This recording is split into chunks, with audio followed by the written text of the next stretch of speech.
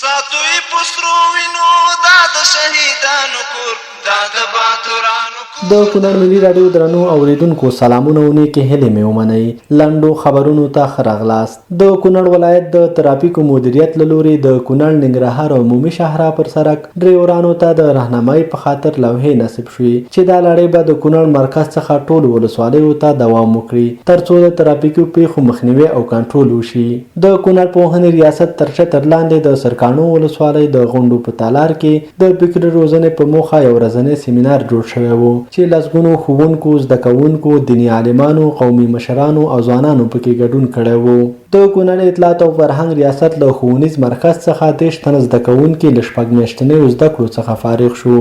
د اعلی قدر امیر المؤمنین حفظه الله د حکم له مخې ډیورن فرضي کرښې ته څیرمه او نورو سرحدي سیمو کې د استوګن وګړو د ستونزو د حل په موخه یوه کمیټه رامنځته شوې.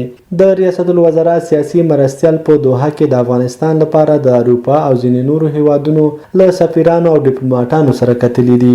کابل ښاروالۍ په پلازمینه کابل کې د لسګونو جریبه غصب شوې ځمکې د راګرځولو خبر ورکړی دی. د کابل ښاروالۍ د هیواد له یو شمېر سوداګرو او پانګوالو سره په کتنه کې په کابل ښار کې د ښاري پروګرامونو او پلانونو د تطبیق په ګډون پر بیلابیلو مهمو مسایلو خبرې او بحثونه کړي. د بدخشان د کرنې، اوبو لګولو او مالدارۍ ریاست مسؤلین وایي چې د دغه ولایت په یفتل ولسوالیو کې چې د باندې 1 میلیون افغانیو په لګښت د اوبو یو کوچنی ډیم جوړ او ګټې اخیستنې ته وسپارل شو.